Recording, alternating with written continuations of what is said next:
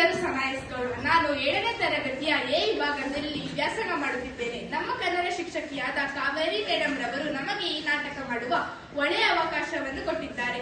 ಇದನ್ನು ಉಪಯೋಗಿಸಿಕೊಂಡ ನಮ್ಮ ತಂಡದ ಸದಸ್ಯರಾದ ನಿರೂಪಕರಾಗಿ ಅಮೃತ ಮತ್ತು ಇಂಧನ, ಹಿರೇಕಾಯಿಯಾಗಿ ಹಿತೈಷಿ, ಹೂಕೋಸಾಗಿ ಅಭಯ್, ಈರುಳ್ಳಿಯಾಗಿ ಅನಿಶಾ, ನುಗ್ಗೆಸೊಪ್ಪಾಗಿ ನೇಹಾ, ಸೋರೆಕಾಯಿಯಾಗಿ ಪ್ರಜ್ಞಾ, ಮೂಲಂಗಿಯಾಗಿ ಕೃತಿ, ಕೊತ್ತಂಬರಿ ಸೊಪ್ಪಾಗಿ ನಿರೀಕ್ಷಾ ಹಾಗೂ ಸ್ವಾಗತ ಮಾಡುವಳಾಗಿ ನಾನು.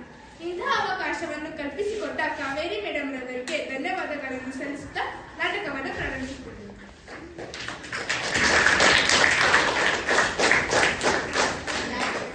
ನಿಮಗೆ ತಿಳಿದಿರುವ ವಿಷಯವನ್ನು ಇತರರಿಗೆ ಮನಮುಟ್ಟುವಂತೆ ಹೇಳುವುದು ಒಂದು ಕಲೆ.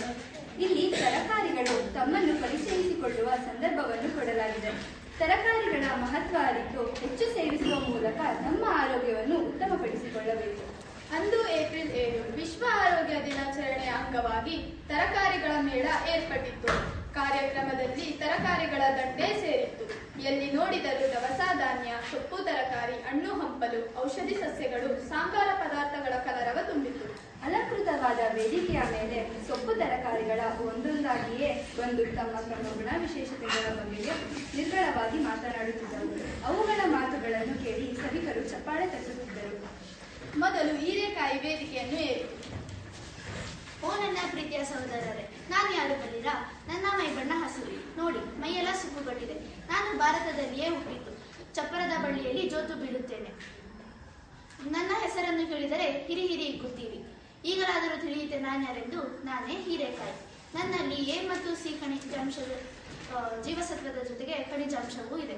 ನನ್ನನ್ನು ಸೇವಿಸಿದರೆ ರುಚಿ ಮತ್ತು ಆರೋಗ್ಯವನ್ನು ನೀಡುತ್ತೇನೆ ಎಂದು ಹೇಳಿ ಸಭಿಕರಿಂದ ಜೋರಾದ ಚಪ್ಪಾಳೆ.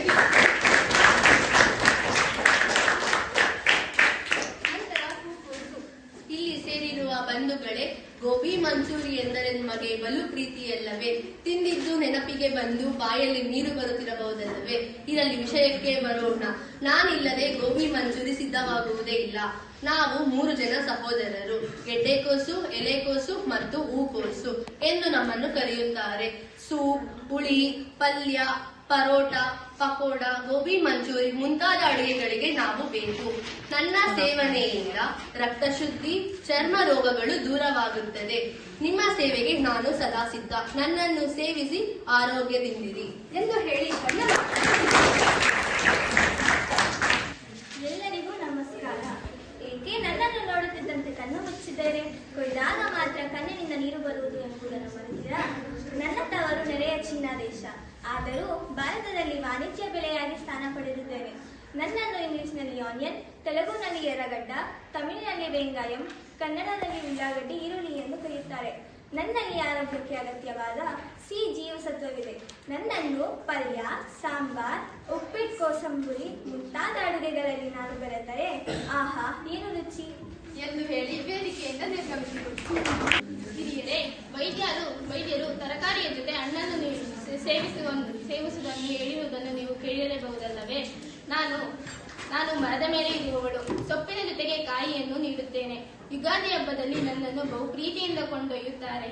ಏಕೆ ನನ್ನನ್ನು ಕೊಂಡೊಯ್ಯಲು ಇಷ್ಟು ನೂಕುನುಗ್ಗಲು? ಆಹಾ ತಿಳಿಯುತ್ತೆ ನಾನು ನುಗ್ಗೆಕಾಯಿಯೆಂದು.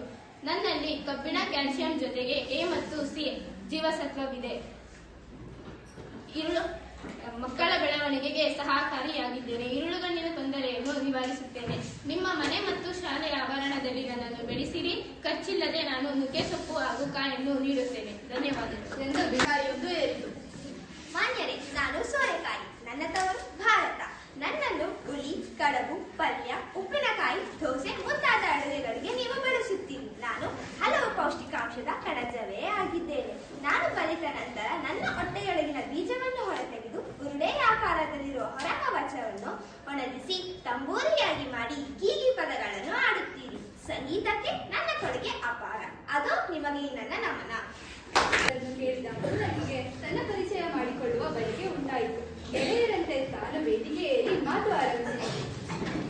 ನಾನು ಮೂಲಂಗಿ. ನನ್ನ ಬಣ್ಣ ಬಿಳಿ. ನನ್ನ ತಲೆ ಮೇಲೆ ಹಸಿರು ಟೋಪಿ ಇರುತ್ತದೆ.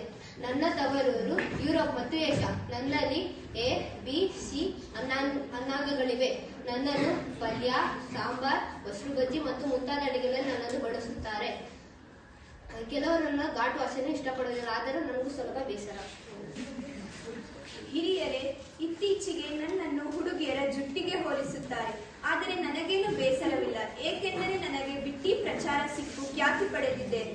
ನಾನು ಹುಡುಗಿಯರಂತೆ ಲಲಿತಾ ಮೃದು, ಅಷ್ಟೇ ಹಿತ. ನನ್ನ ಹೆಸರು ಕೊತ್ತಂಬರಿ ಸೊಪ್ಪು. ನಾನು ಎಲ್ಲ ಅಡುಗೆಗೂ ಬೇಕು. ವಡೆ, ಉಪ್ಪಿಟ್ಟು, ಚಿತ್ರಾನ್ನ, ಬಾತು, ಸಾಂಬಾರ್, ಪಲ್ಯ, ಹೀಗೆ ಒಂದೇ ಎರಡೇ ಎಲ್ಲ ತಿಂಡಿ ತಿನಿಸುಗಳಿಗೂ ಬೇಕು. ಕರಿಬೇವಿನಂತೆ ನಾನು ಸಹ ಪರಿಮಳದಿಂದ ಕೂಡಿದ್ದು.